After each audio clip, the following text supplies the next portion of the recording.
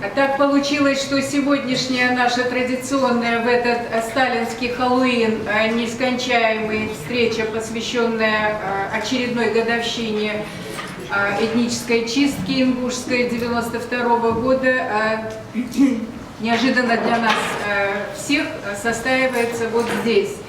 И прежде всего я хочу сказать, что это благодаря спонсорскому участию, очень активному организационному участию, прежде всего, Макшарипа Яндиева, полномочного представителя президента Ингушетии в минеральных водах, Калоя Хильгова и Магомеда Евлоева, как мне сказали.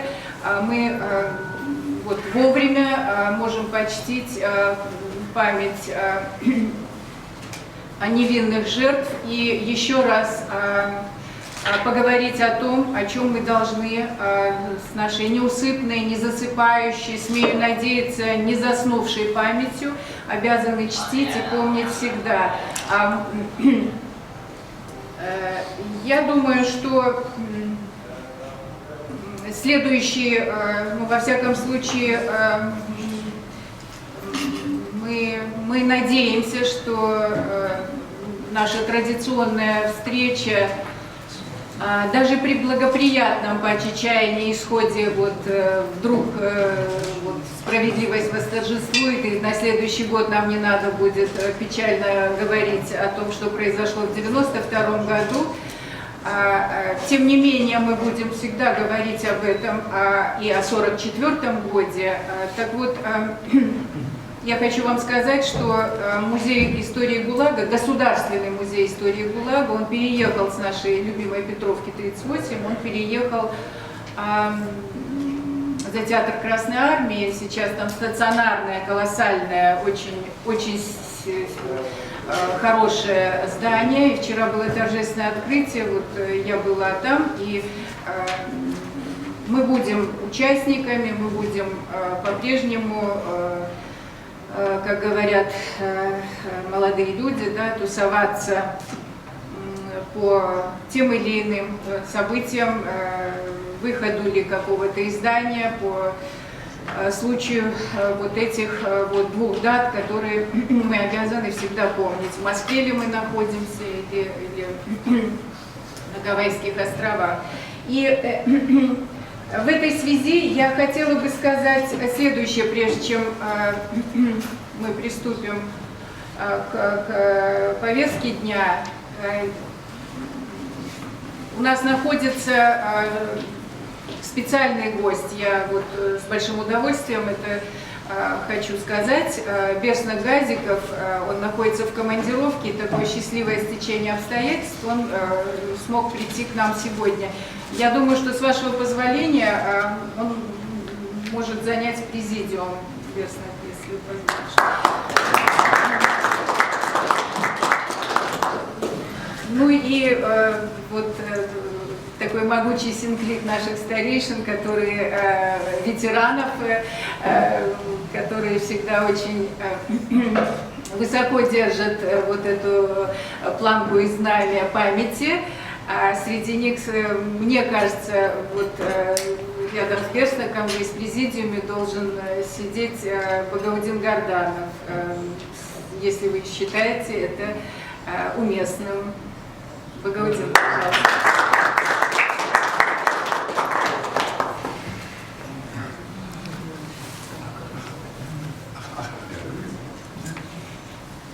Наиб, он садится в президиум, потому что он все-таки юрист.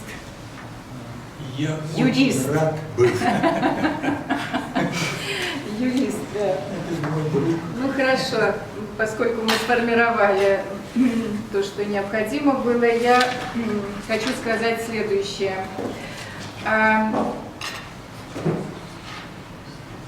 Большой объем фактологии, документальный корпус, уже исследования, не говоря о публицистике, накоплен за эти 23 не очень счастливых года. И, понимаете, мне кажется, что ну, мы все знаем, как бы, вот нам кажется, что, и я думаю, что это так и есть.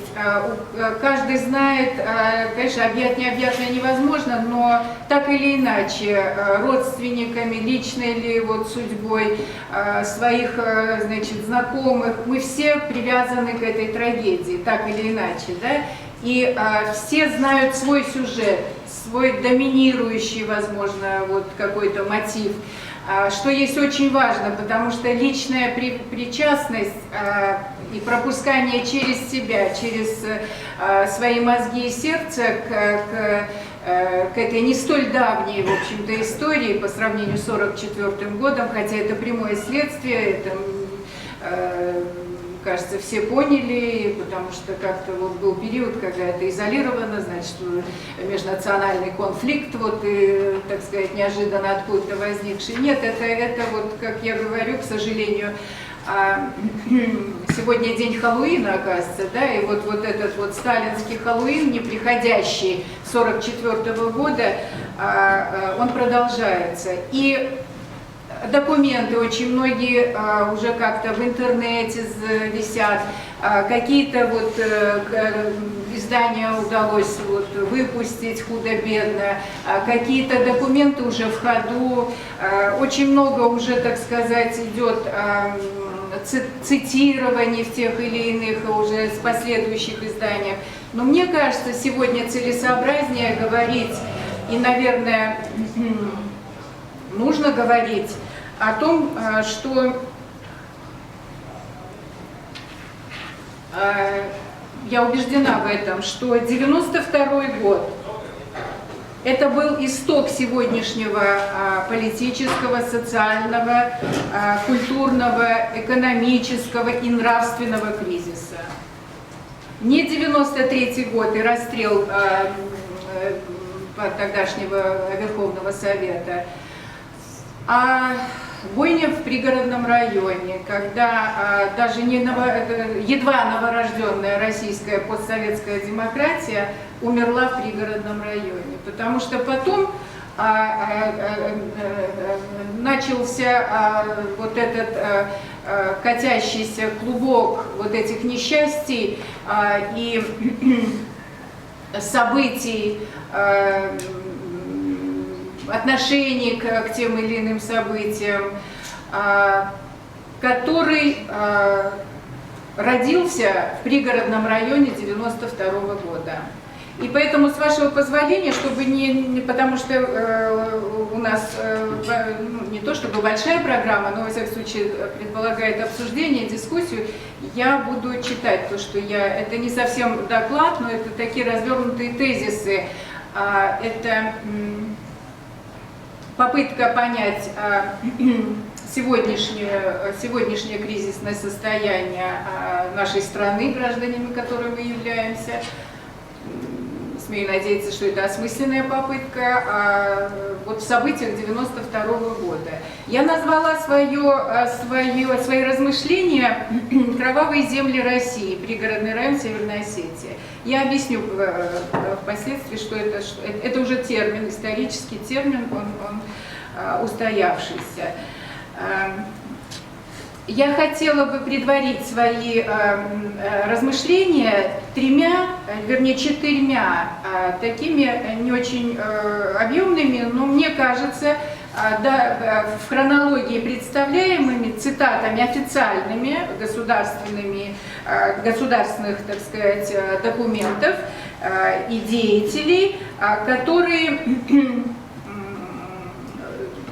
помогут понять вот эту хронологию трансформации, начавшейся была демократии, закончившейся кровавыми событиями в пригородном районе.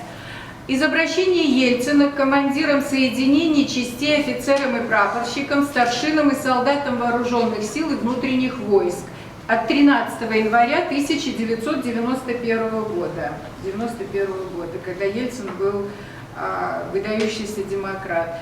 Он обратился вот, значит, к военным людям со следующим коротенько. Перед тем, как идти на штурм гражданских объектов на Прибалтийской земле, а это вот было связано с событиями в Прибалтике, вспомните о своем родном очаге, сказал Ельцин. Выполняя приказ штурмовать гражданские объекты и применять оружие против гражданского населения, вы становитесь орудием в руках темных сил реакции. При этом вам могут говорить, что с вашей помощью будет наведен порядок в обществе, сказал демократ Ельцин. 28 октября 1992 года Ельцин сказал такие слова: «Обращаюсь к вам в час нового испытания для нашей Родины, сложившихся, это тем же военным людям, в сложившихся обстоятельствах мною принято решение о введении чрезвычайного положения, сформирована группировка войск, которая в состоянии обеспечить выполнение этого решения. Многое будет зависеть от ваших решительных действий, выполнения вами присяги России. Я призываю вас проявить высокое чувство долга.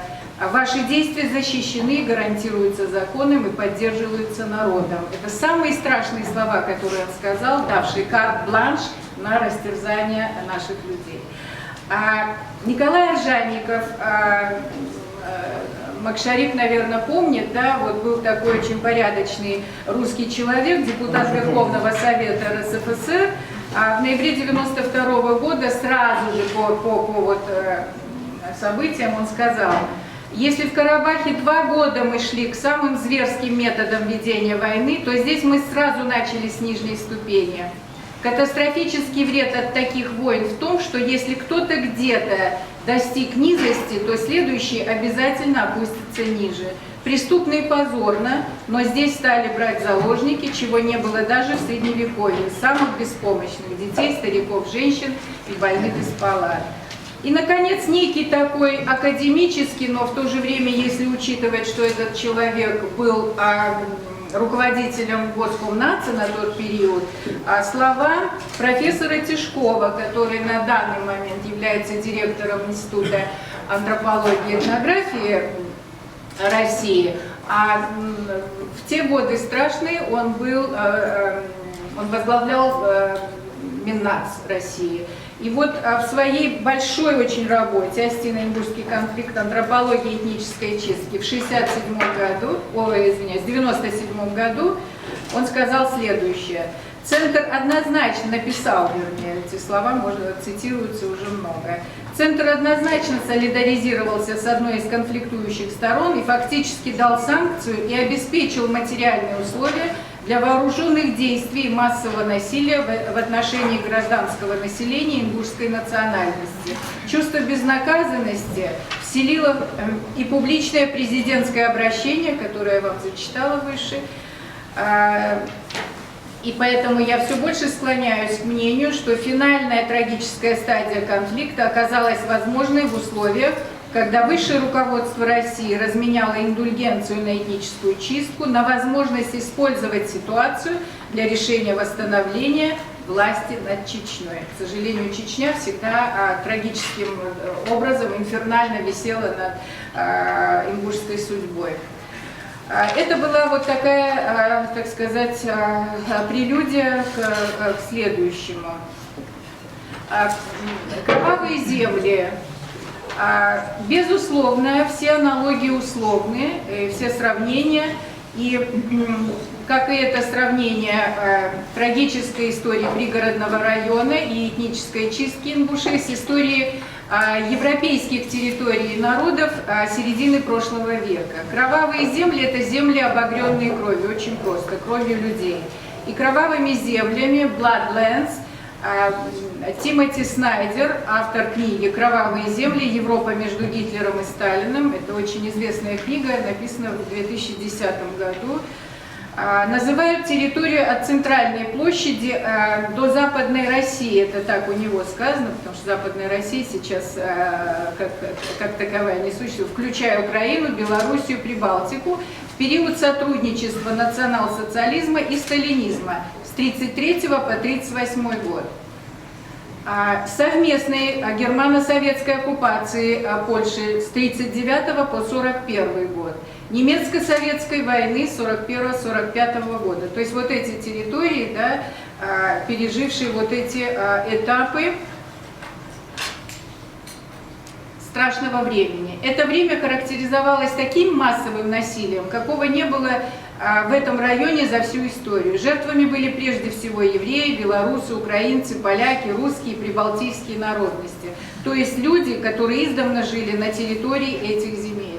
В течение 12 лет, за период с 1933 по 1945 годы, было уничтожено 14 миллионов гражданского населения. Это цитата из Снайдера.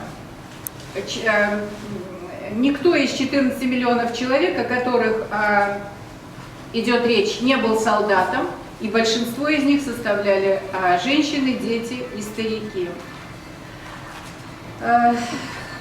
Огромный массив документов, и вот даже эти 3 папки, которые принес Ибрагим, я думаю, что это, видимо, из архива его отца, незабвенного Беслана Далгеш Долцун, говорят уже о том, что и опубликованные, и не опубликованные абсолютно четко свидетельствуют о том, что верховный главнокомандующий, тогдашний президент Ельцин, очень хорошо был осведомлен о том, что происходит в зоне пригородного района, как только стал демократическим лидером страны. Поэтому в российской, еще до распада даже СССР, потому что 19 апреля 1991 года в этой зоне было введено ЧП, которые осуществляли силы и средства всех родов войск, регулярной армии, внутренние войска МВД России. Из официальных документов, различного рода справок, которые здесь тоже представлены, следует, что федеральные органы прямо способствовали созданию и вооружению незаконных формирований Северной Осетии. Об этом уже мы все хорошо знаем. Это из самой страшной, так называемого народного ополчения и национальной гвардии, так называемой. Потому что бронетехника, оружие передавалось через Министерство обороны МВД России под предлогом обеспечения так называемого батальона Южной Осетии, полков ППС Северной Осетии. И согласно этих документов, в общей сложности перед бойней ингушей в пригородном районе МВД, только МВД Северной Осетии располагала почти, то есть перечень тоже очень такой, и зенитными установками, и крупнокалиберными пулеметами, и противотанковыми гранатами, и так далее, и так далее, и так далее. То есть эта техника передавалась на баланс этой республики федеральным центром, снабжая так называемую национальную гвардию и народное ополчение. Вот чтобы, понимаете, вот все анализы, все какие-то размышления, они блекнут перед очень точными, абсолютно, понимаете, не пафосными и такими даже скучными, но страшными информациями, которые изложены в разного рода справках, документах. И вот такая справка, самая, между прочим, честная, надо сказать, первичная, потому что она была в 1993 году, это следователи, особая группа следователей по особо важным делам Генпрокуратуры России. И вот эта Костаревская справка от 14 июня 1993 года, ею, кстати, оперировала потом Генеральная прокуратура, чувствуется, она была самая такая убойная, понимаете, и у него очень, в этой справке, она лаконичная, но она очень жесткая. Введенный руководством Северной Осетии режим ЧП на территории пригородного района и характер его осуществления в течение 1,5 лет только усугубил ситуацию и нагнетал межнациональную рознь. Это пишет Государево око, понимаете? Осложнение межнациональных отношений привело к полному прекращению взаимодействия между правоохранительными органами Ингушетии и Северной Осетии. Другим фактором, осложняющим общественно-политическую ситуацию в регионе, явилось наличие на территории СССР большого числа беженцев из Южной Осетии и Грузии, их неустроенность и так далее. При их непосредственном участии 9 июня 1992 года во время загрузки для отправки в город Волгоград было захвачено, то есть вот этими южными осетинами, 12 заштатных, ну то есть перечень идет вообще колоссального количества. Руководивший этим нападением председатель Совета министров Южной Осетии Тезиев, этот печально известный, был задержан с частью похищенного оружия, но под воздействием собравшейся вооруженной толпы, прежде всего южных осетин, отпущен. 7 апреля 92 года при досмотре на КПБ там 10 у поселка Дзангарон пригородного, у него вновь был изъят оружие с забитыми номерами, но по неизвестным причинам до сих пор, значит, был освобожден.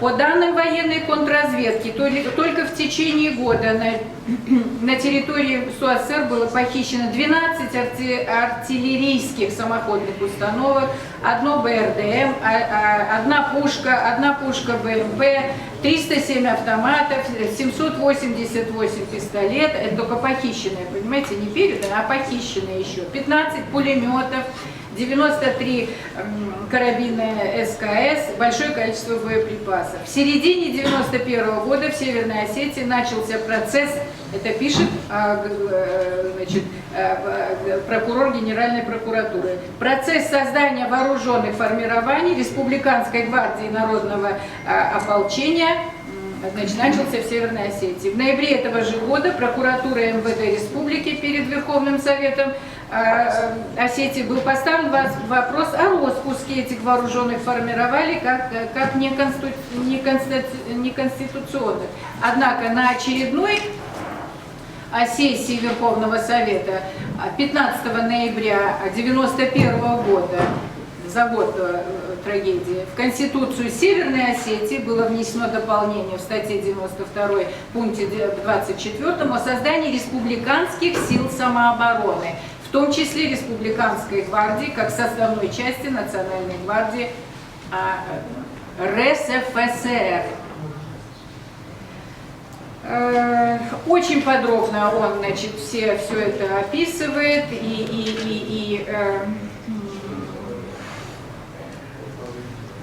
о том, какой жалкой вообще действительно выглядела ингушская сторона, которую потом в средствах массовой информации Осетии, значит, выдавали за легионы агрессоров, значит, вооруженных до зубов полков. Хороший очень документ, который, ну просто я не думаю, что надо здесь зачитывать, но вот тоже, то есть не нужно, понятно. 27 октября 1992 года на закрытом заседании Верховного Совета СОСР был рассмотрен вопрос об обострившейся криминогенной обстановке в пригородном районе СОСР. На заседании Совета безопасности Республики предложено руководителям предприятий и общественных организаций пригородного района убрать баррикады, разблокировать автодороги. Ну, ингушские все, естественно. Была разработана операция по деблокированию дорог и постановлена, и командиров внутренних войск поставили в известность. В связи с тем, что это могло привести к кровопролитию, план МВД руководством внутренних войск одобрен не был. Официально признано, что вооруженный конфликт начался утром 31 октября 1992 года, когда группа вооруженных лиц ингушской национальности напала на КПБ-25 в селении Чермян.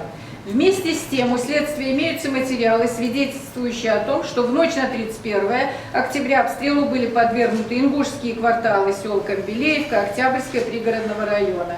Проводятся расследования этих обстоятельств. В связи с возникновением вооруженного конфликта во второй половине 31 октября во Владикавказ прибыли, ну, вот эти все знаменитые деятели, Хижи, Шойги и так далее. И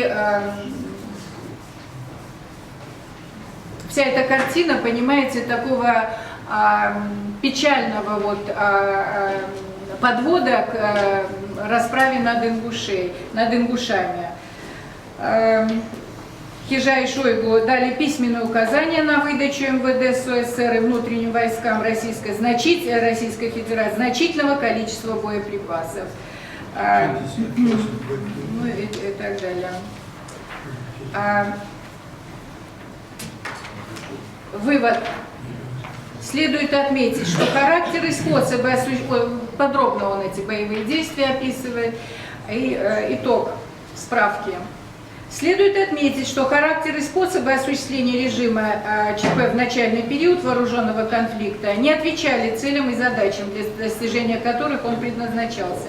В зоне ЧП продолжали действовать самостоятельно вооруженные формирования, в том числе прибывшие из другого государства Грузии.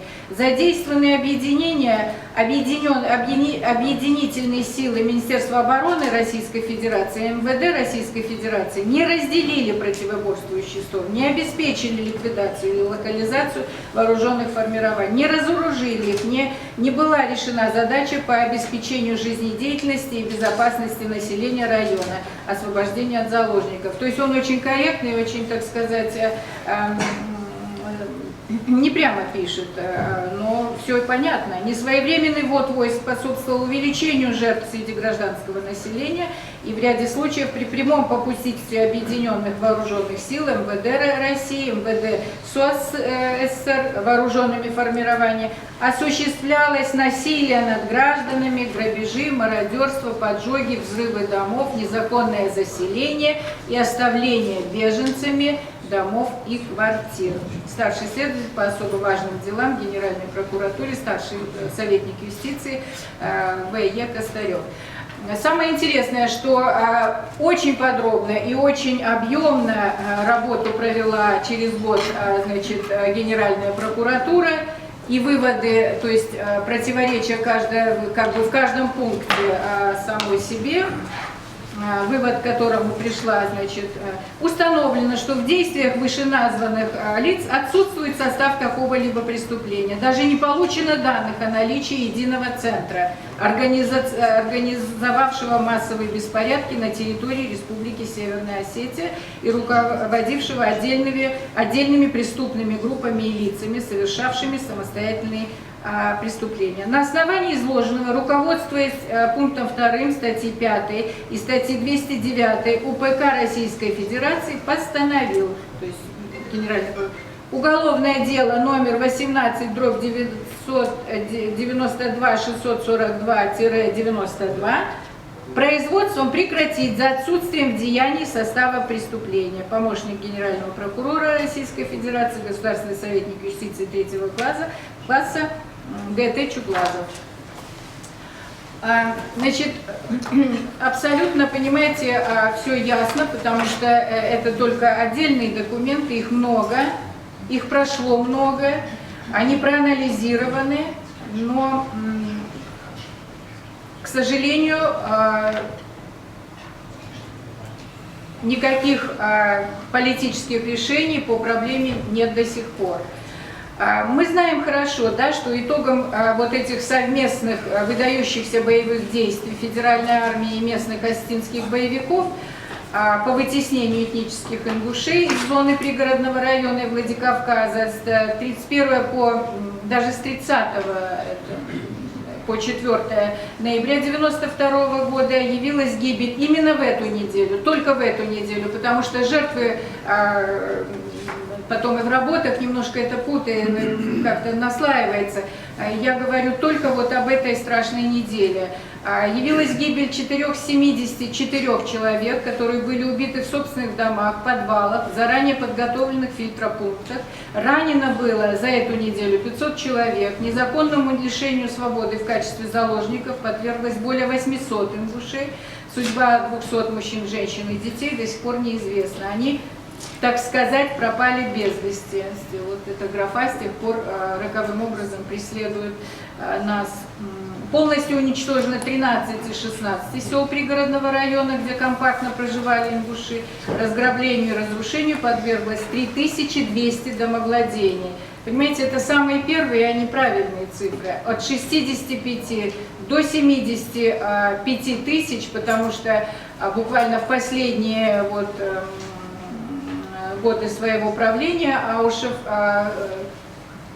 несколько раз упомянул цифру 73 тысячи. 73 тысячи стали беженцами, потому что эта цифра очень тоже плавающая такая. Нет, поскольку он все-таки был в ранге президента, тогда президента, и сведения у него были. Этнические ингуши из пригородного района и Владикавказа практически полностью ушли тогда в Ингушетию, Чечню и разъехались по регионам России и странам СНГ.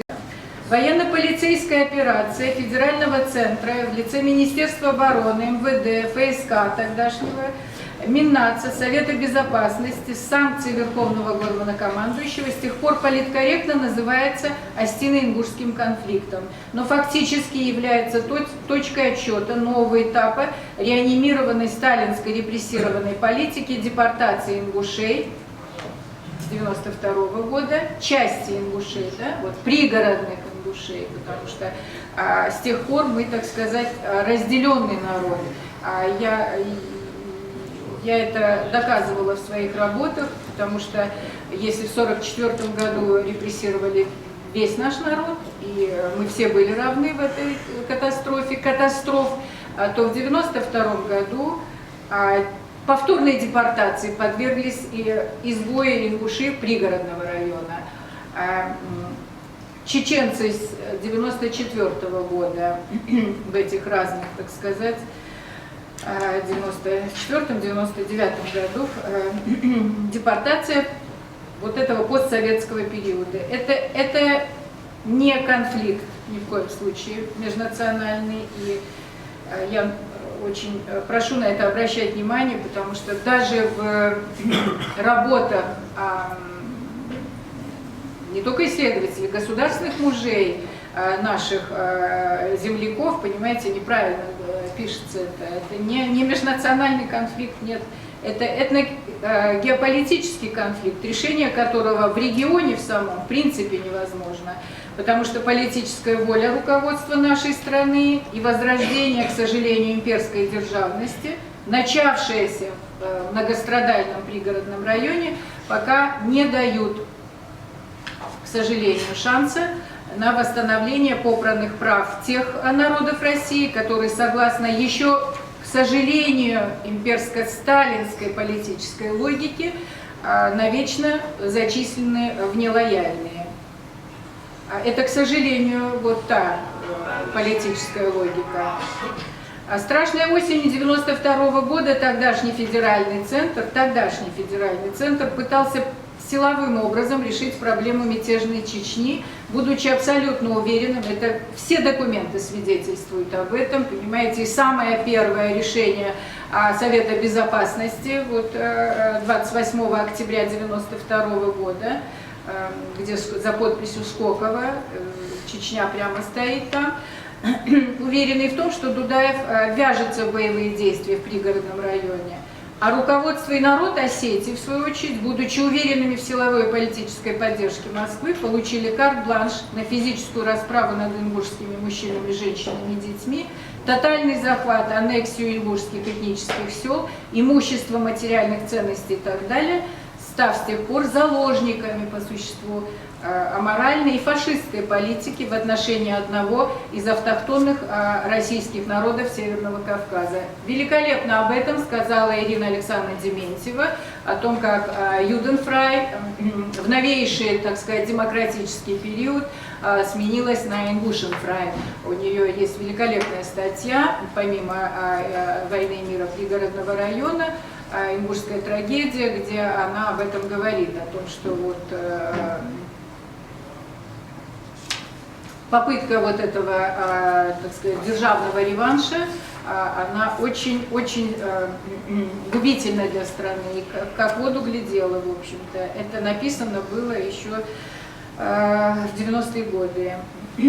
Нынешние разговоры о 90-х, лихих, демократических и так далее, это, безусловно, способ выразиться о дне сегодняшнем, со знаком плюс или минус, для кого как. Мы это видим, да, слышим, читаем, вот и так, и сяк, значит, и годы, так сказать, вот, свободы, и наоборот, когда все вот и началось. Поскольку прямое упоминание и мнение о сегодняшних трудностях, неприятностях не всегда безопасны, как правило, мы обращаемся в 90-е, чтобы понять, конечно же, современность. 90-е начались на рубеже 91 и 92 года. Вы помните, да, декабрьская отставка Горбачева 25 декабря 91 года, вот этот печальные кадры, спуск флага СССР, а 2 января 92 года уже пошли гайдаровские реформы. Окончание 90-х – это, безусловно, 99 год. Отставка Ельцина и Вторая Чеченская война во главе с Путиным. Именно тогда Россия незаметно вошла в состояние перманентной войны, и сегодня, к сожалению, это очевидно. Просто сегодня это, так сказать,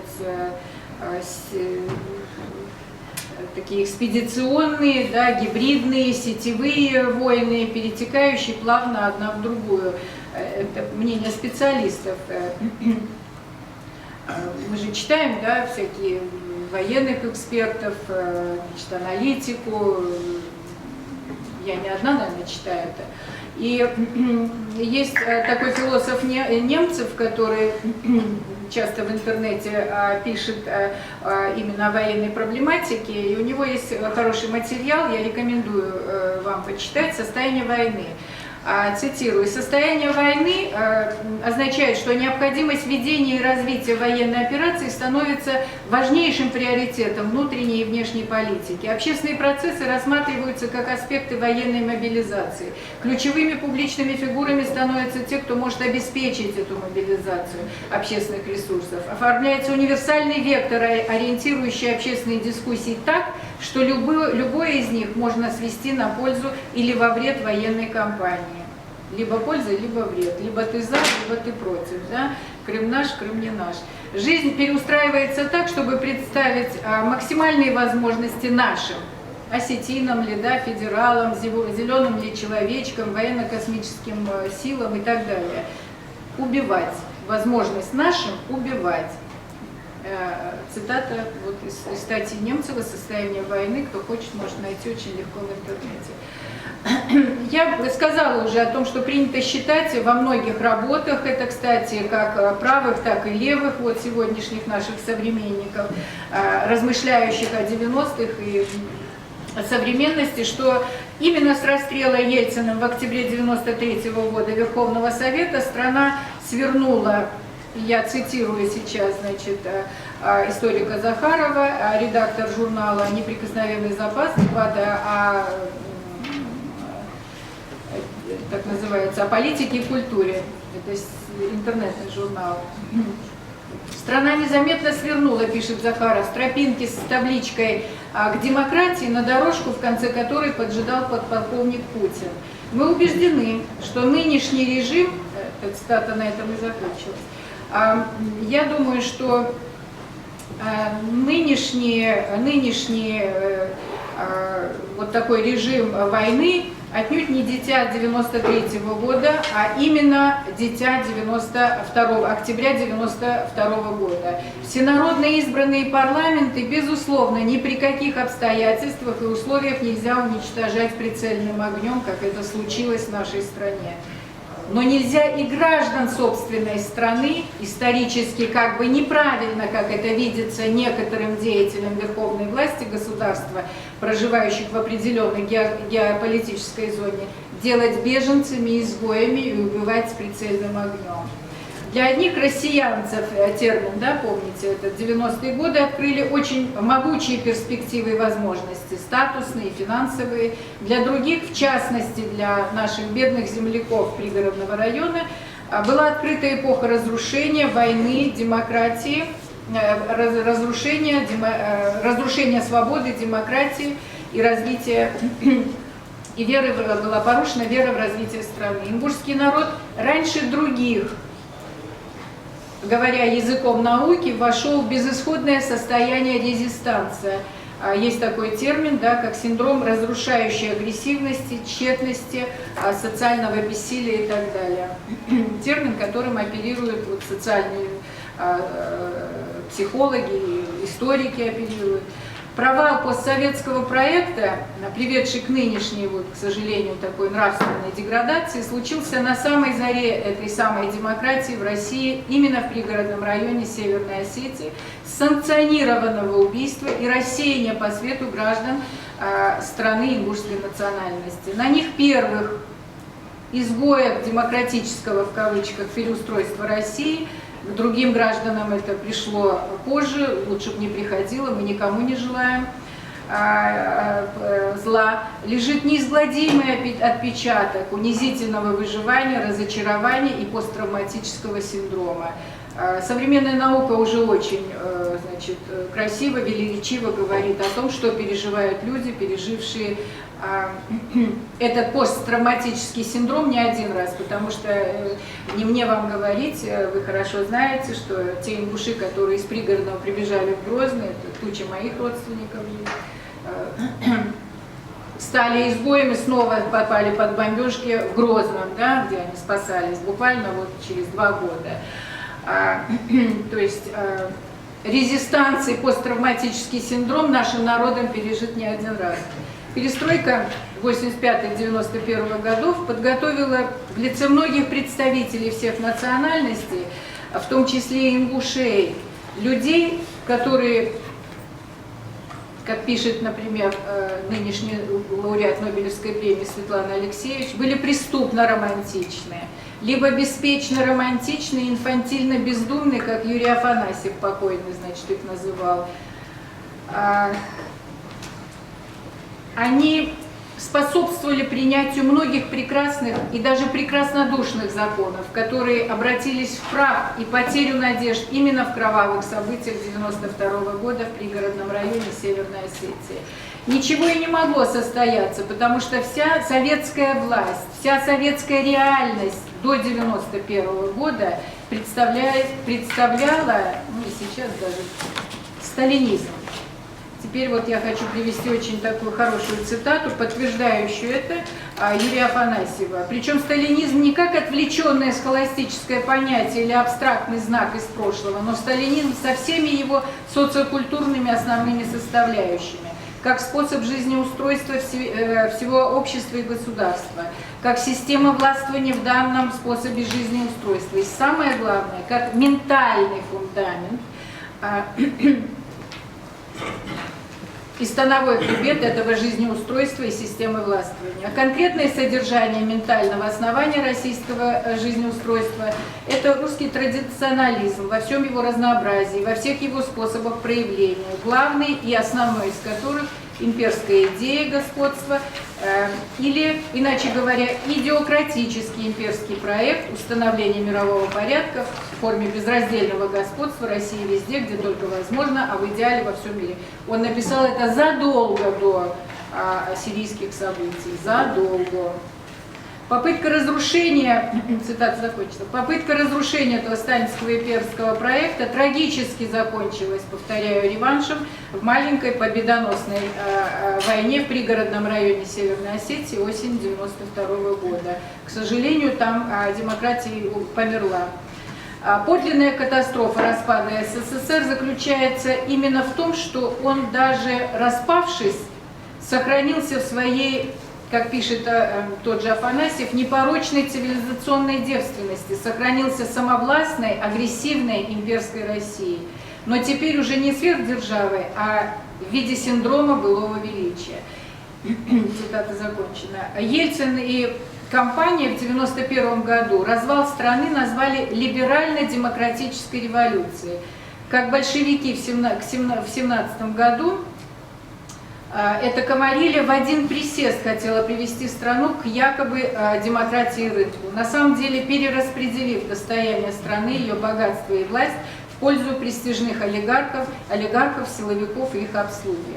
Большевистское насилие 1917 года по настоящее время, к сожалению, проходит под разными флагами: социалистической революции, строительство коммунизма, либерально-демократической революции, суверенной демократии, встающего с колен патриотизма и так далее. Насильственная смена режима, насильственная перековка человека, насильственная коллективизация, насильственные депортации и смены социально-хозяйственных парадигм парадигм и привели к сегодняшнему тяжелейшему кризису. Ингушская бойня в пригородном районе Северной Осетии – это, к сожалению, точка обрушения российской демократии и начало формирования военно-полицейского криминального постсоветского устройства, продуцирующего, к сожалению, большие и малые гражданские войны, конфликты и противостояния, трансформирующиеся на наших глазах в так называемые неконвенциальные войны за пределами России, как говорят военные специалисты. Выдающийся правозащитник Сергей Григорян задолго до этих событий сказал, что с самого начала 90-х годов, буквально вот в период нашей катастрофы в пригородном районе, в России быстро и верно к власти шло КГБ. Рост и влияние КГБ – это скрытая форма переворота, захвата власти спецслужбами, что очень опасно не только для России. По форме, может быть, это цитата, по форме я, может быть, был и прав, но я не был прав по сути, вот говоря это. Никакого переворота в России не было, как и не было захвата власти. Это была просто перегруппировка сил в той же криминальной структуре, правящей в России почти 100 лет. Перегруппировка, которая стала необходима из-за того, что пришлось пойти на очень радикальные реформы. Подавление населения с помощью идеологии, цензуры, тайной полиции пришлось заменить правлением с помощью денег в 1991 году. Развращающим, но столь же контролируем СМИ и той же тайной полиции. Отказ от идеологии, вот мы говорим, что у нас нет идеологии с 91 года, да, имеет и свои недостатки, этот отказ. Он делает уже слишком открытым и очевидным уголовный характер, установленный еще в 1917 году. Просто с 91 года это все, так сказать, очень ярко проявляется. И в результате не заговора, а захвата власти и полезной во многом просчитанной мутации было сохранено в 1991 году главное – безоговорочная власть во всей гигантской стране, безнадежное рабство и относительная покорность всего ее населения.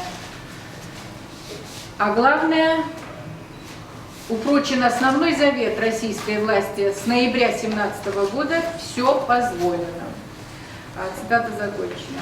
Война, террор, провокации, оголтелая пропаганда – это главные механизмы функционирования государства, к сожалению, в последние 23 года. Большие и малые войны, бойни, затяжные битвы с разного рода экстремизмом, терроризмом – это очень эффектная и эффективная, я бы сказала, дымовая завеса, отвлекающая население, вымотанного и униженного выживания от беспредела, беззакония, неуважения к человеческой личности прежде всего, воровства, коррупции как сопутствующих, державной вертикали. И начало этому было положено, к сожалению, в кровавых землях пригородного района Северной Осетии. Видео еще. Да, я закончила свое, так сказать, тезисное сообщение, которое подтверждается не очень таким небольшим, но характерным, весьма характерным сюжетом, сделанным вот в эти дни в зоне пригородного района. Вот как эти оставленные властью и общественностью, потому что тоже, понимаете, все люди хотят жить и не думать все время о трагедиях, от наших граждан пригородного района. И один из них, Руслан Парчиев, который, вот, что называется, стоит на посту, понимаете, и пытается один пробить эту брешь. Во всяком случае, до тех пор, пока такие, как Руслан Парчиев, Багаудин Хадзиев из Карца, будут вот так вот рутинно, тупо, говоря современным языком, да, делая вид, что им, вот, значит, вот, что они спокойны, понимаете, вот, долбиться у блокпостов, подавать все время иски, судиться, рядиться. Благодаря им эта тема никогда, уверяю вас, не уйдет, понимаете, из, так сказать, российского пространства. Она будет, да, на периферии, благодаря в том числе и нашему невниманию, но благодаря вот таким людям эта тема в конце концов найдет свое решение. Я убеждена в этом. Вы как к этому относитесь? Отрицательно. Очень это. Ну, вот сразу видно, что отрицательно. Не, ну, Зарплату за что? за что? За что платят? Ладно. Не, ну, слушай.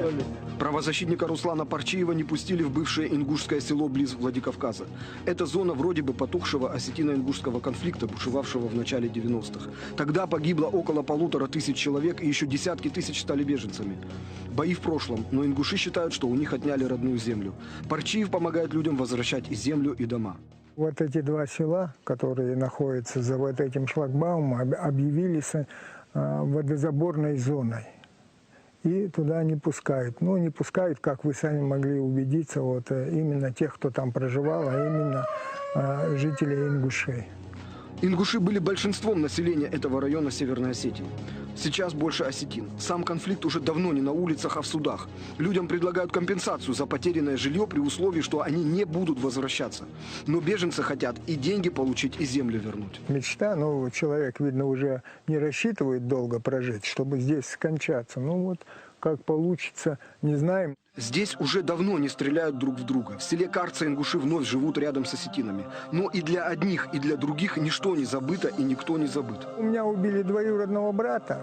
Он вот отсюда именно он выехал на моей машине, доехал до Октябрьского, там его остановили и убили.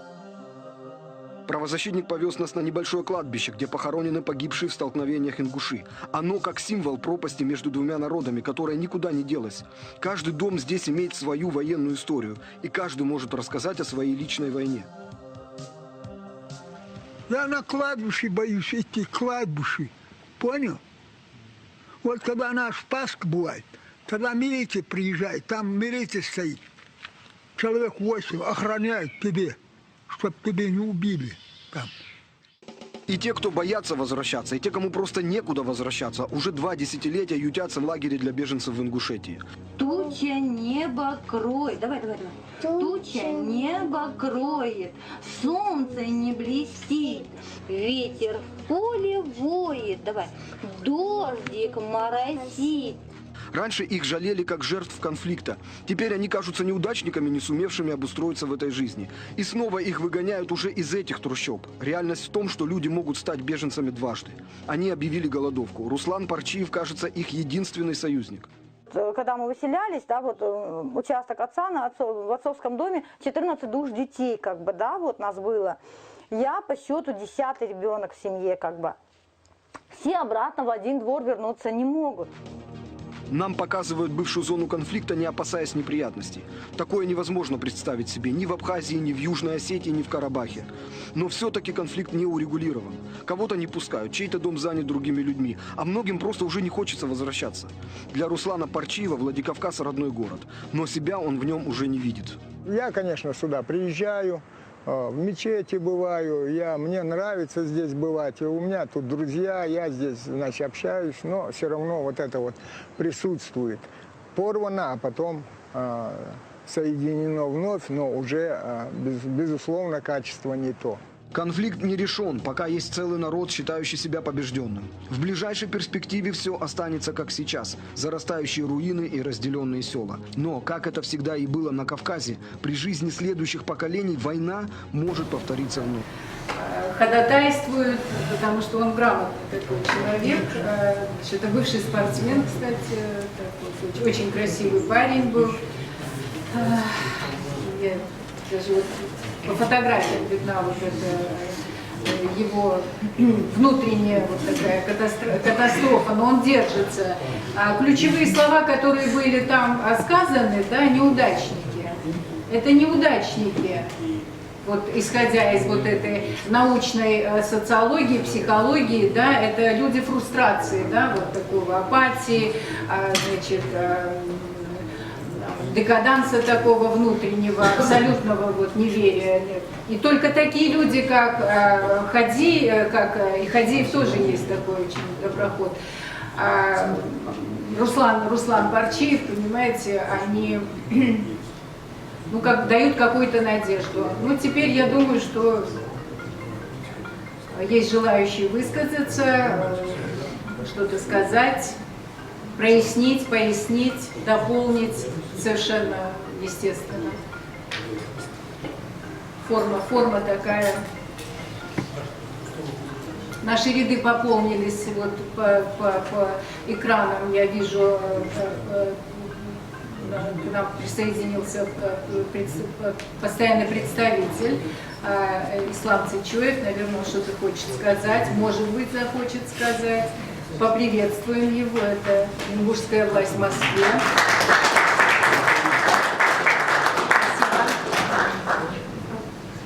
С места сказать? Как угодно, да, вообще. Можете за кафедру, можете с места. Наверное, да, чтобы... Салам алейкум.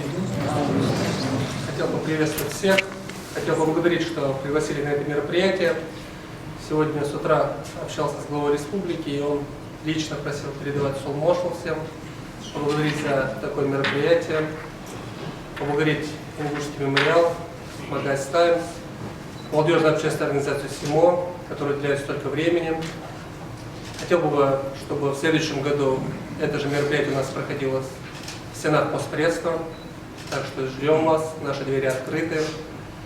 Сказать о том, что это очень важное мероприятие, что нам нужно собираться, что действительно никто и ничто не забыто. Пожелать всем участникам удачи и еще раз поблагодарить.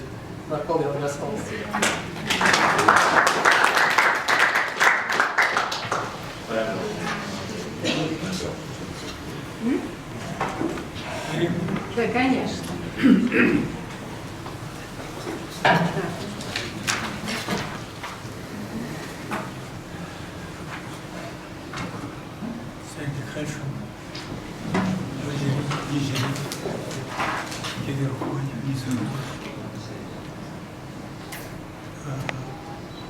Я непосредственный свидетель событий 92 года, когда по средствам массовой информации начали нагнетать этот вопрос, и все эта угроза висела в воздухе. С 30 на 31 я выехал в Грозный, я тогда работал в Ростовском государственном медицинском университете, зная, что если что-то там начнется, медицинская помощь, конечно, там потребуется. Ну и, соответственно, чтобы со своими коллегами, плечом к плечу, оказывать помощь пострадавшим, раненым и так далее. Обстановка была ужасная. Где президент, где власть, где связь, абсолютно понять было невозможно. Единственное, что работала почта. И телефон почты работал. А так никуда дозвониться было невозможно. Значит, начали поступать раненые. Это не были ни боевики, ни вооруженные люди, а были старики, женщины, старухи, дети, подростки, которые абсолютно никакого отношения к этой войне не имели. Значит, вот вы подчеркнули, что вопрос был заранее обговорен, и, зная, получив карт-бланш, осетины начали этот конфликт. Конфликт, в общем-то, начался задолго до того, когда вот в селах пригородного района на БТРах, на машинах с воем и с свистом начали ездить машины, задавили девочку одну, расстреляли одного борца, спортсмена, и таким образом по одному их оказалось 12 человек. Но в конце концов можно любого человека из любого села, из любого населенного пункта вывести из состояния равновесия, а планомерно, чтобы вывести это население из состояния равновесия, занималось руководство Северной Осетии. Северная Осетия договорилась не только в федеральном центре. Они договорились с Чечней, с Дудаевым тем же, который был нашим соседом, который предполагалось, что он вяжется в эту драку. Но об этом думали только здесь, в Москве, может быть, и в Ингушетии. Осетины были уверены, что Дудаев в эту войну не вяжется. Балиев, их историк, пишет, что мы 4 делегации ездили в Чечню, и мы осмелились этот конфликт развязать только после того, когда Дудаев дал твердое слово, что мы в этот конфликт, если у вас случится, вмешиваться не будем. Так что чеченская сторона нас поддержала тоже вот таким образом коварно и не по-братски. Хотя жители пригородного района, изгнанные из своего района благодаря той же помощи, которую оказывал Дудаев, воевали в Чечне, неизвестно за какие, с какими целями. Ну, душой-то это понять можно, но разумом никак нельзя понять.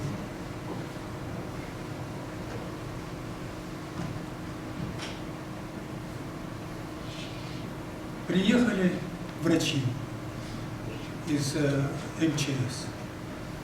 Я, выступая перед этими врачами, рассказал всю историю ингушско-российских отношений, коротко, что ингуши с 1870 года вошли в состав России, с тех пор никогда свою договоренность не нарушали. Ингуши воевали в русско-турецкой войне в 1848-52 годах. Ингуши воевали в русско-японской войне. Они там отличились. Из эскадрона в 100 человек в живых, вот когда их окружили японцы, там осталось всего-навсего 18 человек. Среди них был мой родственник, и многие родственники, и Яндиевы, и Мальсаговы, и Нальгиевы. Вот. 25 числа, месяц не помню, в 1906 году в Тбилиси давали обед в честь ингушского конного полка, который воевал в Японии. Там обслуживающий персонал были только офицеры царской армии. Ингуши сидели, угощались, а угощали их, ну там, собственно говоря, отношение было: когда России нужна помощь и поддержка со стороны ингуши все цело встают, идут, вооружают, значит, дают коней, дают обмундирование и посылают на крайний свет, собственно говоря.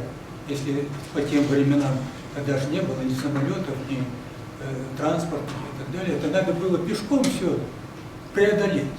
Такое расстояние, прогон сделать из Ингушетии на Дальний Восток.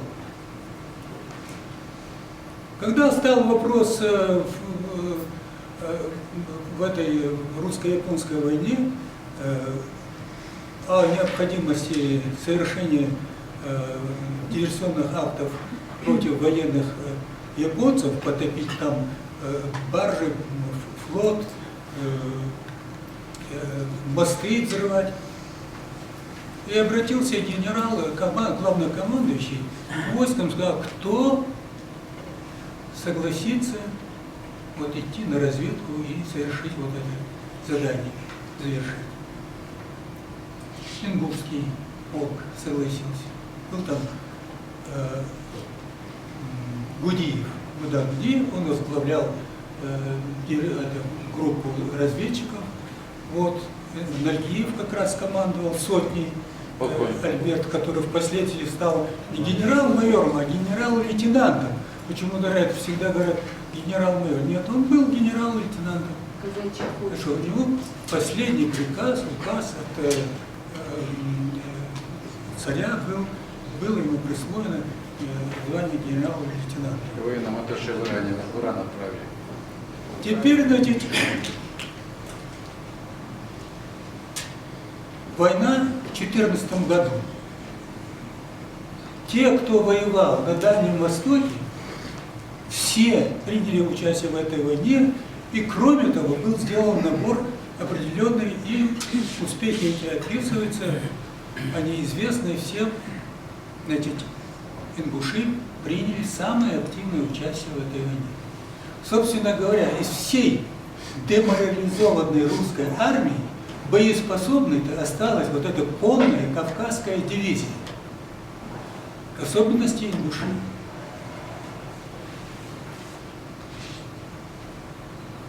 Когда вопрос решался вот в восстании в Петрограде, и подъехали туда вот эта конная Кавказская бригада для того, чтобы там навести порядок, ну, к ним допустили коммунистических агитаторов.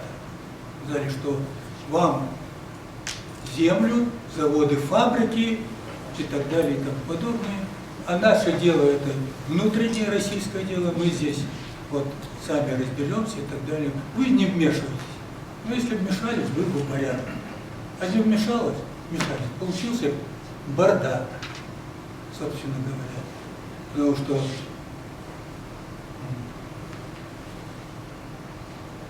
Сталин, ну, Ленин еще, ну, вы все, конечно, знаете, что Ленин такую ни силу финансовую, ни экономическую не имел, чтобы проводить такие широкие разъяснительные, там, агитационные мероприятия. Германия в этом оказывала непосредственную финансовую помощь. И подготовлена эта группа была марксистская в Германии.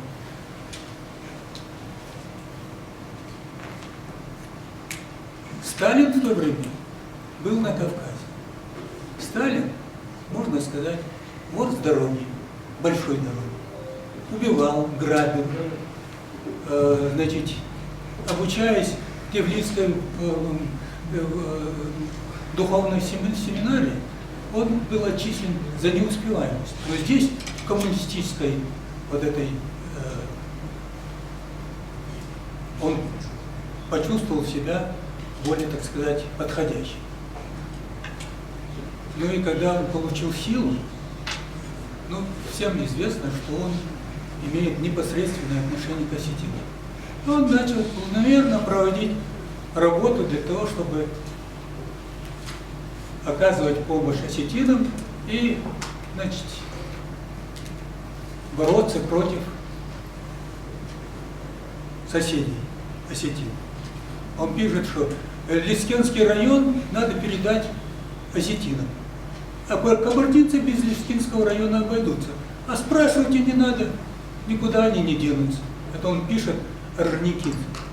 У нас, к сожалению, зал в этот самый, время, да? Регламент, да. Ну, собственно говоря, лояльный, нелояльный народ, да? Какой ингуш в Великой Отечественной войне, всем, которым ингушам представляли название Героя Советского Союза, я знаю, многих таких, знаешь, в частности, вот Султыгов, Ахмед был, он, значит, окончил военное строительное высшее учебное заведение в Москве и сразу пошел на военные и занимался там взрывными, там далее, сооружениями фортификационными и прочими. Дважды его представляли к званию Героя Советского Союза, оба раза красным карандашом значит, все фамилии ингушские, которые встречаются, а он их хорошо знал, он вычеркивал. Но если представляли осетина, ни одного вычеркнутого осетина в этих списках не бывало.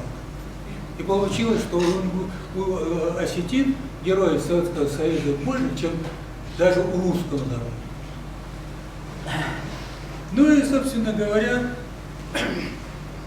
чтобы передать и Орджоникидзе, и часть пригородного района, он, значит, взял в самых худших условиях, когда ингуши находились, значит, Сумжинский район присоединил к Грозненскому казачеству. Никак нельзя говорить, что этот район был присоединен туда демократическим путем или каким-то... Для чего? Для того, чтобы Ингушетию расчленить, и потом, чтобы легче было подсоединить еще оставшуюся часть Ингушетии к чеченцам и отдать город Орджоникидзе своим родственникам. Вот люди-то думают, что все это делается и все это скрыто. Ну, конечно, без согласия, без референдума. Какое-то, когда наше руководство ингушское воспротивилось этим актам, указом сверху, значит, арестовали Зясикова, арестовали Горчханова, еще 100 человек арестовали. Значит, из Орджоникидзе позвонили в Галашки, когда выступал там Черноглаз. Вы знаете, да? Там его убили. Так приказ-то был с Орджоникидзе, но от кого? Я не знаю, чтобы они Черноглаза из Ингушетии живым не выпустили.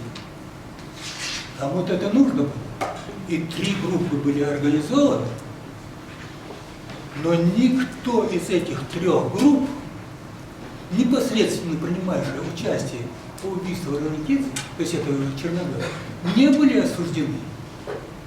А были все секретари, руководители партийных организаций, руководство, значит, управления, работники партийные, все были арестованы, посажены, и тогда уже некому стало выступать, защищать ингушей, уже все грамотное население, как Янгсари и Пол Пот уничтожили своих грамотных. Точно так же уничтожили ингушскую интеллигенцию и в 1934 году присоединили чеченцев и, значит, создали условия для того, чтобы и среди ингушей не было этих, вот, как говорят, вот эти люди, которые выступают против власти, а всячески для того, чтобы вот, чеченцы, а чеченцы они говорили, чечены ингушей, надо выслать всех. Ну, в общем-то, надо сказать, что справедливость, она должна восторжествовать. Чеченцы не должны себя чувствовать, то есть ингуши не должны себя чувствовать вечно ущемленными. Когда-нибудь настанет время. Осетины сами должны понимать. Мы бы жили, могли бы жить с осетинами мирно, дружно, родиться. Но для того, чтобы прервать эту связь родственную, они в 1992 году убили всех своих племянников.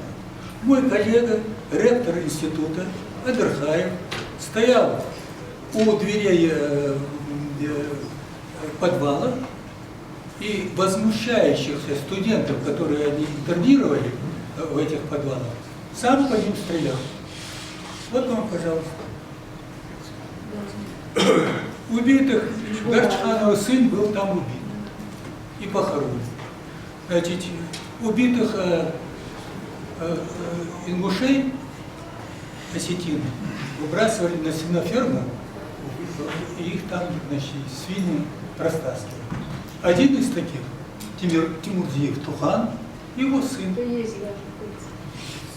Вот такая справедливость. Значит, вместо того, чтобы разъединить эти противоборствующие стороны, которые сами же они организовали эту борьбу, федеральная власть стала на их сторону.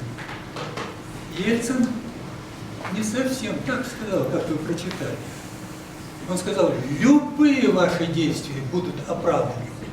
То есть и преступные, и неприступные. Заранее федералы знали, что они ни за что отвечать не будут. Хочешь, убивай кого хочешь. Понял? Но они как делали? Значит, с автоматами впереди шли осетины. Все, что делалось осетинам, им разрешалось. Но если ингуш хотя бы кулаком или камнем противится, то его убивали. Вот такая была хрень. Ну, я думаю, что люди об этом должны подумать. И здесь должны подумать, и там, которые живут по соседству, должны подумать. И в конце концов надо жить, начинать по-нормальному. Багаудин Горданов, заслуженный юрист России.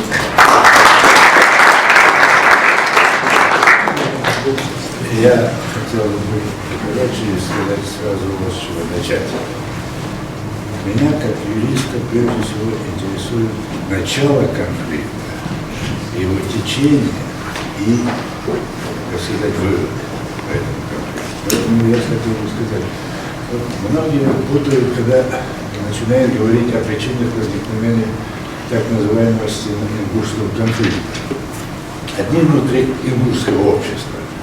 Я уже слышал об этом. Я был член президиума Народного совета Ингушетии, возглавлял Наградное отделение Народного совета Ингушетии, хотя не имел права как судья председатель суда этого делать, но тогда не до этого было.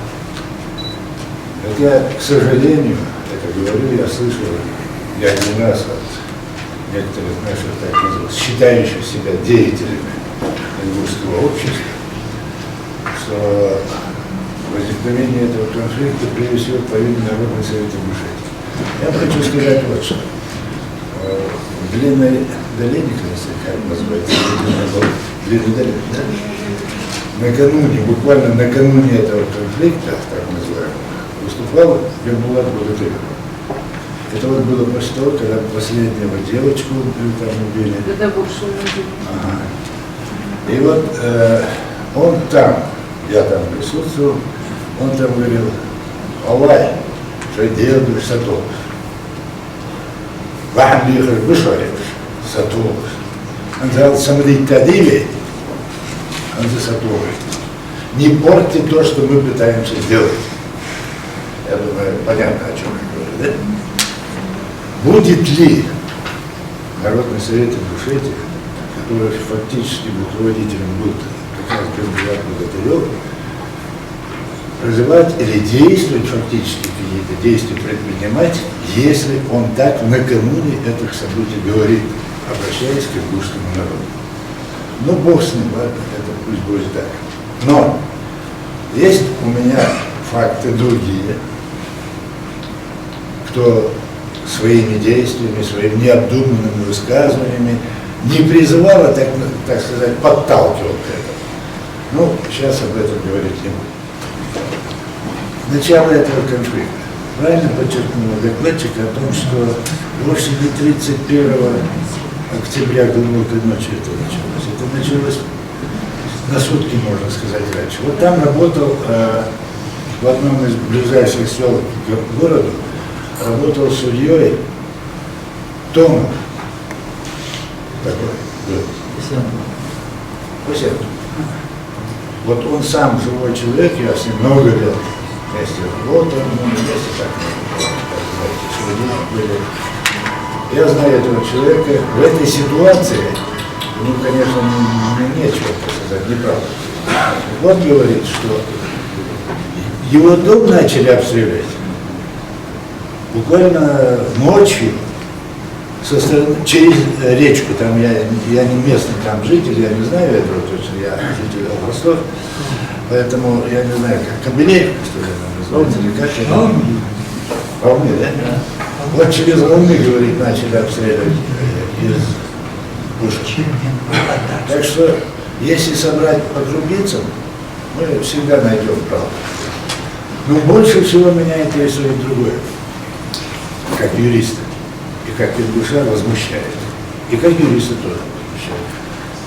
Я бывший работник Генеральной прокуратуры России в том числе. И вот меня возмущает то, он, его зачитывал это, странно даже одно. Вот справку по этим событиям дает старший следователь Генеральной прокуратуры России. Костылев. А постановление о прекращении уголовного дела пишет помощник генерального прокурора.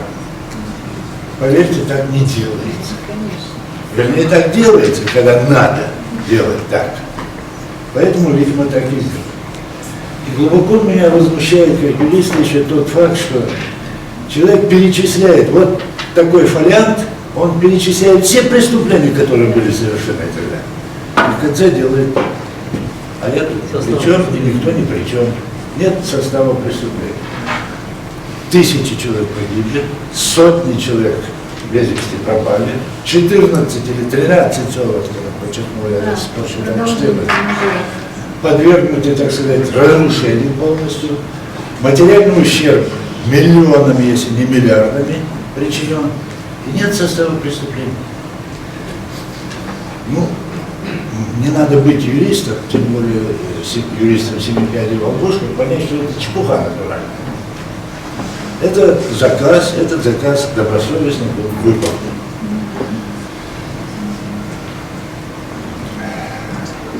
Вот я хотел бы еще одну вещь сказать. Я присутствовал там и во время ведения, и до этого присутствовал. Ну, сам себе я не буду себя обманывать. Если бы это было бы не так, у меня нашлась бы смелость сказать в глаза: нет, вы, ребята, вы не правы, и докладчик, вы тоже не правы. Но я имею, вернее, я не имею смелости, а я обязан сказать, что мы не все говорим и не обо всем говорим. И самое страшное для меня, я говорю всегда об отсутствии единства среди ингушей, среди ингушского общества. Вот меня всегда это убивало, убивает и, наверное, убьет в конце концов. Вот недавно, я не буду называть фамилию, прочитал одну книгу, известного нашего человека, так по его методу известного нашего человека. Везде я сделал то, я сделал это, я сделал это. Ну, сделал, ну зачем выпячивать?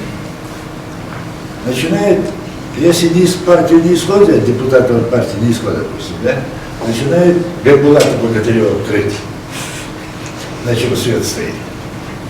Но я Бекбулата Богатырева знаю очень хорошо. Я готов там поклясться, что если одну его небольшую черту, которая мне в нем не нравится, отнять, лучше его возглавить ингушское общество человека я еще. Он больной, старый. Вот как раз вот к этому вопросу относится еще один вопрос. Недавно прочитал я в интернете статью одного моего старого товарища, с которым вместе мы, так сказать, представляли Ингушетию, ингушскую делегацию на кисловодских переговорах с Осетией в конце 92-го, начале 93-го года. И вот он там пишет, речь идет о пригородном районе,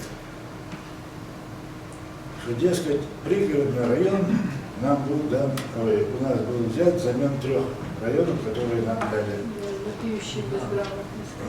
Которые нам дали.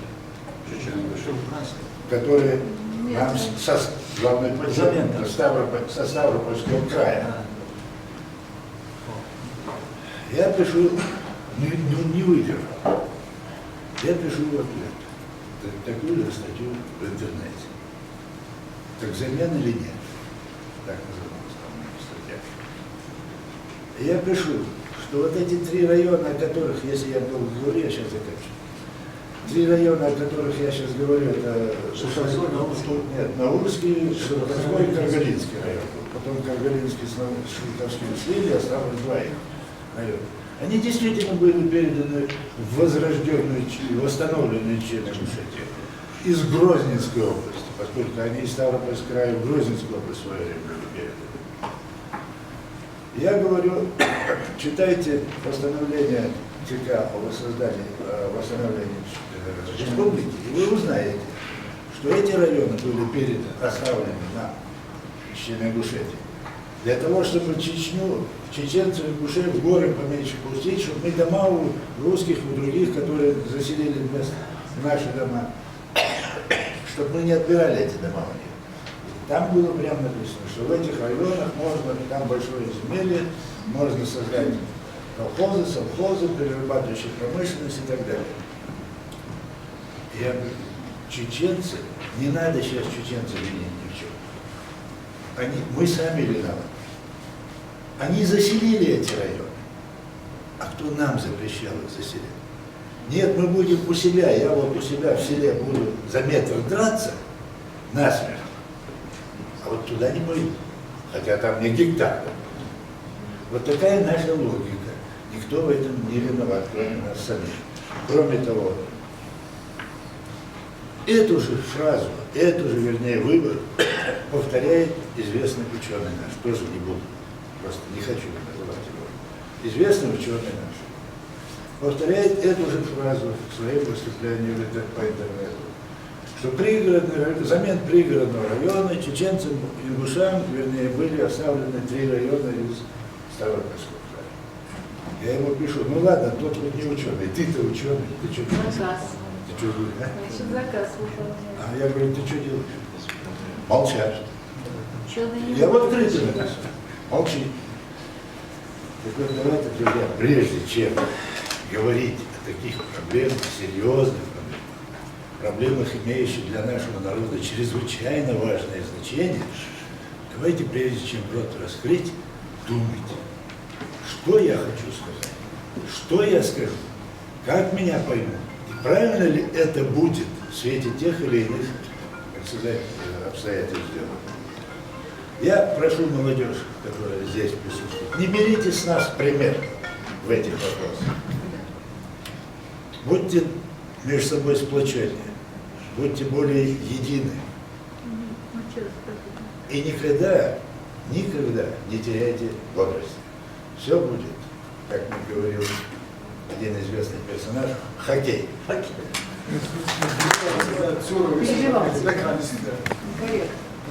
Я тоже был, я тоже жил в Владикавказе, и всю эту ситуацию не буду повторяться, я ее хорошо видел. Вот вопрос сейчас подняли вот такой, да. На самом деле, мы говорим о истории, да, да, мы все говорим, но мы сегодня не говорим то, что творится сегодня. Поэтому не придумали то, что сегодня в народе. Действительно, Черменский пост есть. Мы прекрасно знаем, что на Черменском посту что творится до сих пор. Вот с автобуса людей высаживают. Я этого человека не знаю, я его не знаю, но у него своя позиция, у меня своя позиция.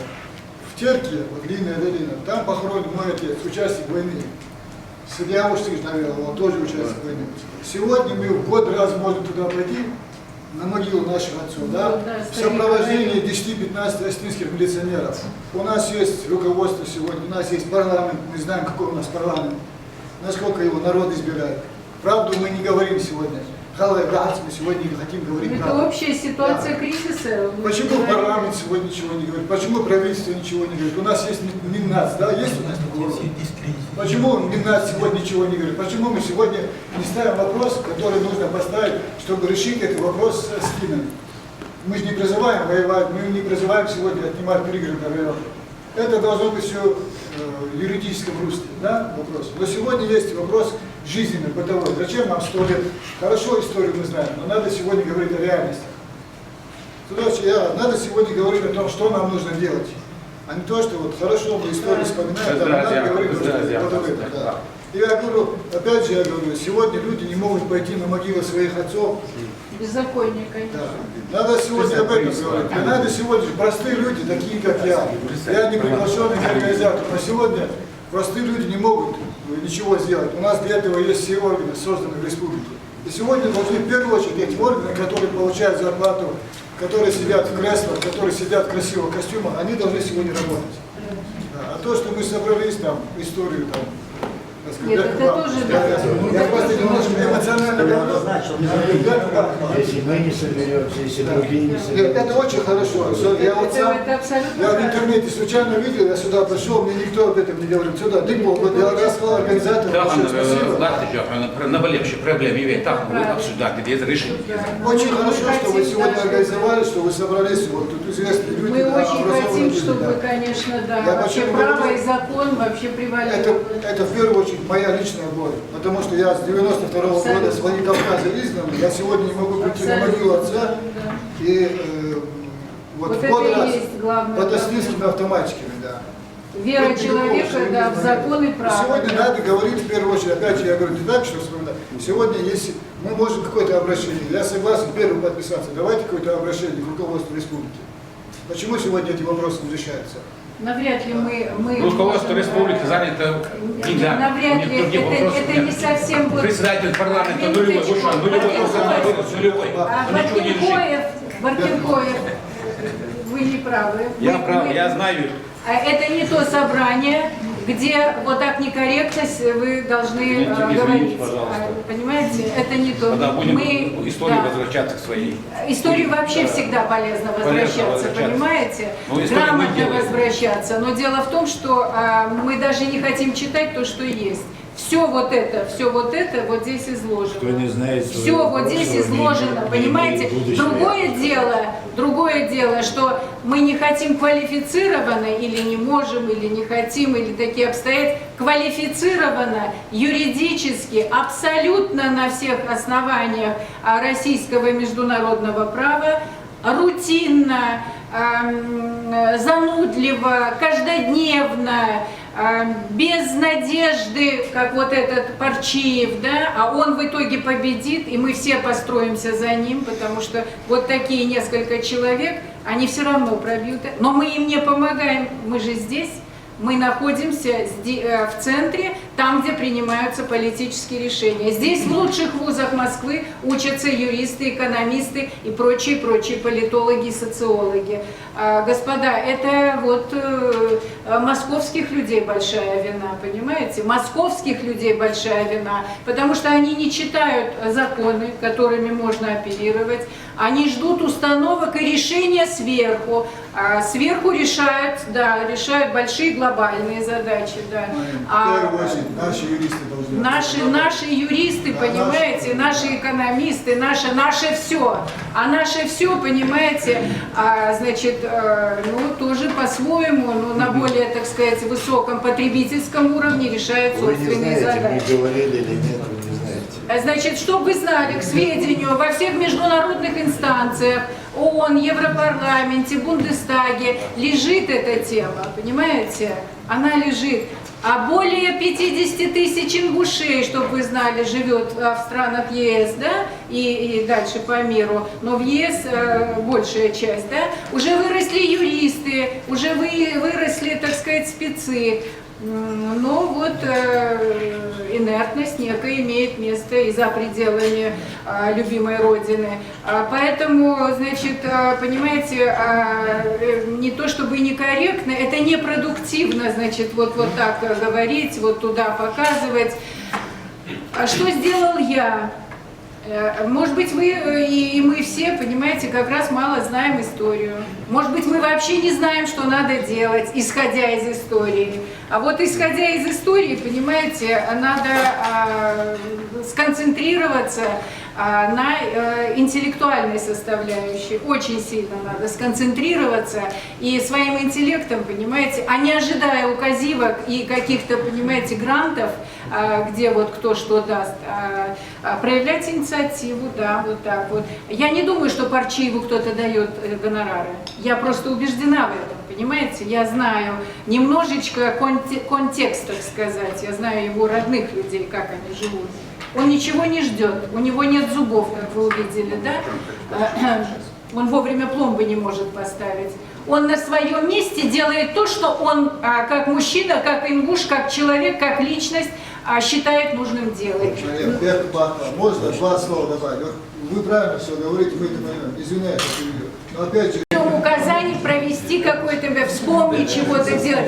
Мы говорим о нем как общественники, да? Мы сами общественные люди, и нами движет наше общественное гражданское чувство, да? Поэтому, значит, каждый на своем месте, если, значит, вы вот считаете нужным, да, вот давать рекомендации власти, у вас есть каналы дать эти рекомендации, давайте будем давать эти, но наше собрание, понимаете, оно действует в своих рамках. Я считаю, что нам сейчас не надо хаять кого-то, обвинять кого-то. Было правильно сказано, надо объединиться, и эта проблема не решается там, эта проблема решается здесь. Конечно. И для того, чтобы эта проблема решилась, надо нам, молодежи, первым делом учиться, получать качественное образование, и наши старшие должны помогать нам, молодежи. С удовольствием. Я бы не хотел привлекать много внимания. С удовольствием. Вы про это говорите? Я думал, вы загадка. Не суть. И чтобы наши старшие помогали нашей молодежи получать качественное образование, помогать с трудоустройством. И только так, со временем, потому что это не решается за раз-два, со временем, когда наши молодые парни и девушки будут занимать высокие должности, высокие посты, только тогда эта проблема может как-то сдвинуться, а не так, что будем кого-то ругать. А скажите, пожалуйста, вы кто по образованию? Вы учитесь на кого? Я уже закончил экономист. Экономист, да? А высокие посты абсолютно не нужны в этой жизни. Поверьте мне, пенсионерки. Важно ваше внутреннее состояние, ваша внутренняя убежденность, ваши принципы и ваш интеллект. Понимаете? Я абсолютно согласен, но... Высокие посты и должности не есть главное в этой жизни. К сожалению. Но просто чем выше ты будешь находиться, тем больше у тебя будет возможность повлиять на эту проблему. Блажен, кто верует. Блажен, кто верует. От того, что сейчас очень много ингушей, понимаете, на очень серьезных должностях, ВОС и ныне там. Но я вам желаю всяческого благополучия.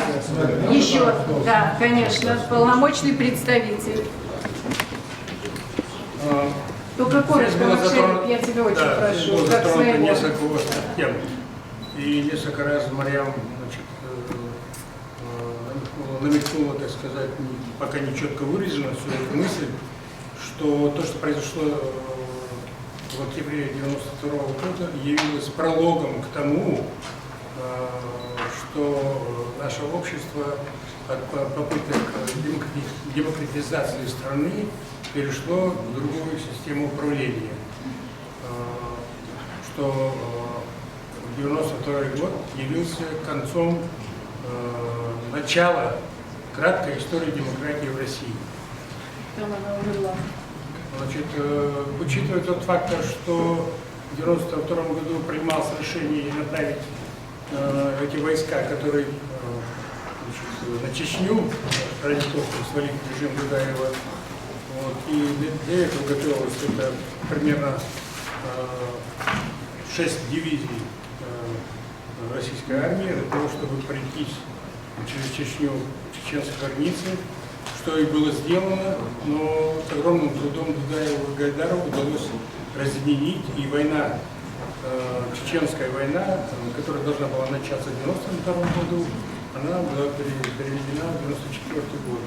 И что явилось итогом этой войны, итогом конфликта 1992 года и чеченских войн 1994-1999 годов является то состояние российского общества, в котором мы сегодня находимся. Вот. Это состояние российского общества, в котором мы сегодня находимся. Итоги печальные. Спасибо большое. Минутку. В 2003 году было напечатано, а создано мной это было в 2000 году. Значит, в 2003 году Магомед Елоев, с моих слов, обозначил убитый этот наш деятель интернета.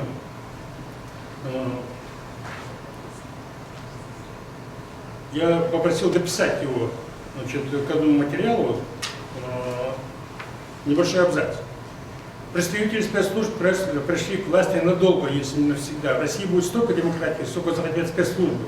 В России будет столько свободы слова, средств массовой информации, сколько захотят спецслужбы, политика, экономика, власть, партии, общественные организации, бизнес, телевидение, печать, интернет и так далее и тому подобное. То есть все и вся будет контролироваться специальными службами. То, что мы видим сегодня, это факт. Значит, если мы говорим о том, что это государство стоит и выстроено на этой вертикальной власти, то начало перестройки этой страны и отрыв ее от тех демократических процессов, которые планировалось тогда, возможно, президентской командой и первой командой Ельцина, она, значит, перешла в другую стадию. Это уже пройденный этап. Мое имя Магомед Яндиев, я офицер милиции. Ветеран МУРа, полковник МУРа.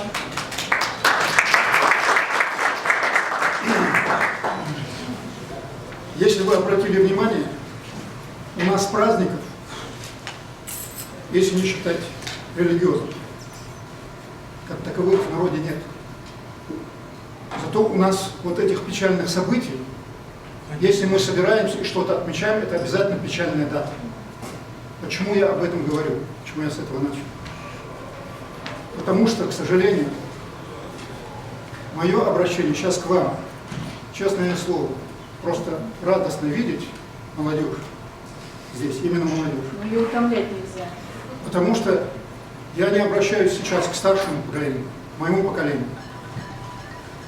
Вы в зоне риска. Вы в зоне риска. Очень важно делать выводы из того, что происходит. И здесь старшим очень важно говорить по существу. Вот об этих сделать самим выводы и об этих выводах докладывать молодежь. Молодежь, делайте выводы из того, что происходит каждый день. Почему я говорю об этих печальных датах? Потому что мы не делаем этих выводов. С чего все начиналось? Начиналось не в 92-м году. Начиналось не с того, кто там, ни ИСХО, ни не ИСХО, там, кого только не обвиняли. Все началось гораздо раньше. И особенно после того, когда в 1944 году, то, что с нами произошло, война, не только с войной, нас сюда никто не ждал. Сюда обратно, потому что высланы мы были навечно. Это просто дело случая, Смерть Сталина. что мы вернулись. И уж делать, опять я почему говорю, нужно делать вывод. Нас здесь не ждали, потому что за Осетинами навечно уже закрепили районы, которые были заняты, ингушские. И обратите внимание, если собирались бы решать эту проблему, действительно решать, нам не отбирали, что такое забрать у казаков Ставропольский край, районе, и отдать нам. Это опять на перспективу лбами нас столкнуть. Понимаете, что происходит? Наши нам не отдают, зато нам отдают чужое. Делайте выводы. Сталинский, да. Сталин жив.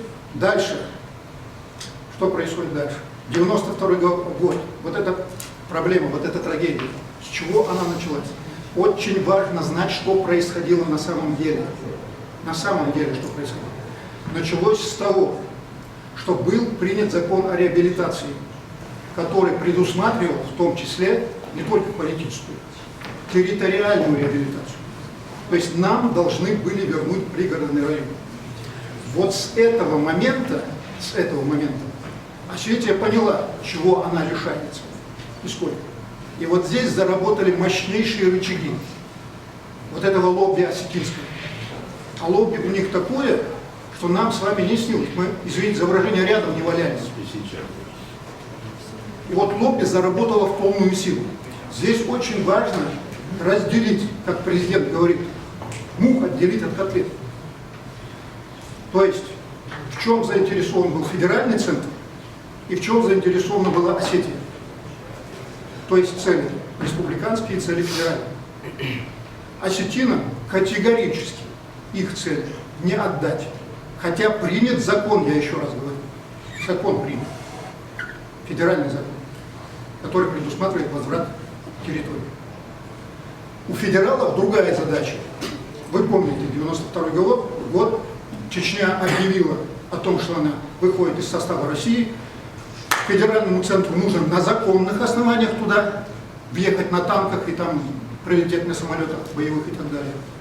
Для этого вот тут, здесь совпали интересы Республики Осетия и федеральной. Разменной картой стали ингуши. Вот этот пригородный район.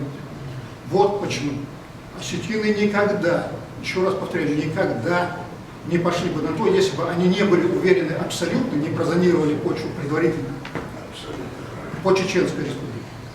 И когда они заручились 100% обещаний чеченской стороны, что она не будет принимать участие в этом, да им нельзя их обвинять, братьев чеченцев, в этой ситуации. Надо просто знать, в каком положении они находились. Как только они высунутся, все, они прекрасно знали, что их раздали тут же. Этого только ждут. Вот что происходило. Дальше, в подтверждение, что это не просто слова, когда началась эта трагедия, когда она уже произошла, самое начало, я был откомандирован туда, в республику, отсюда из Москвы. В подтверждение, если бы, и еще раз, очень важный момент, молодежь, к вам обращаюсь, для вас это говорю, ради Бога, не выступайте никогда резко, ни словом, ни действием по поводу, поймите, никогда федеральный центр не пойдет на то, чтобы вернуть пригородный район в состав Ингушетии. Никогда. Эти вопросы, запомните, такие вопросы решаются только, подчеркиваю, в переломные моменты истории. Только так. Иначе мы обречены. Мы тогда уже были обречены, в 92 году. Понимаете? Мы обречены только на смерть, на кровь и на кровь. Это помните всегда. Нас не так много, чтобы бросаться жизнью. Ждать 17-го года. Так вот, когда я прибыл в республику и подошел, доложил представителю президента тогда, Аушеву Руслану, я такой-то, я прибыл вот по такому-то вопросу.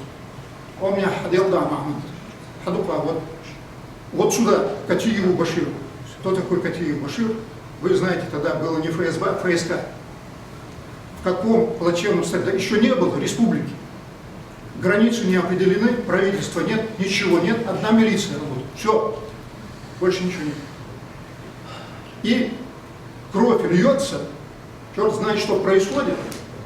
И вот подтверждение того, что я говорю, федеральный центр, там уже было принято решение. Даже ФСК нет. Группа есть 6 человек ФСК. Вы представляете, на республику, на целый народ, 6 человек ФСК. И усиливают 3 сотрудниками милиции, в том числе я влился туда. Так вот, что происходило? Центр был на той стороне, информация уходила, не успеваешь. Нам задачу поставили, то есть документировать, добывать информацию, документировать, с чего все начиналось, по факту, именно по факту.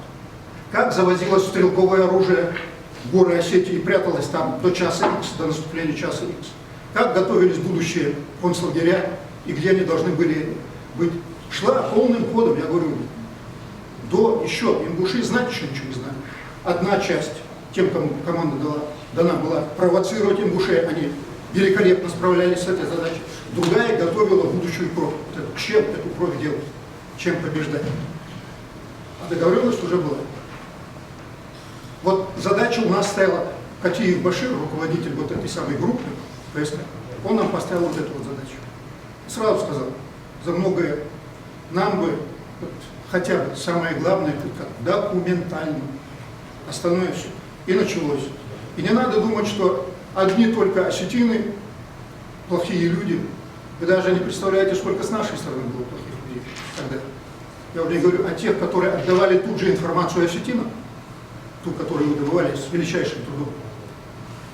И так же, как и осетины, торговали, я подчеркиваю, торговали людьми, заложниками. И с той стороны, и с этой стороны.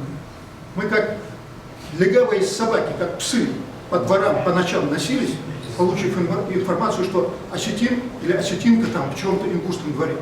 Набрасывались там чуть не в клочья, рвали, забирали. Потому что за одного ингуша, вернее, за одного осетина давали от 10 до 50 человек ингушей. оттуда. Вот для чего нам нужны были, почему мы там шли на все угодно, чтобы заполучить вот это.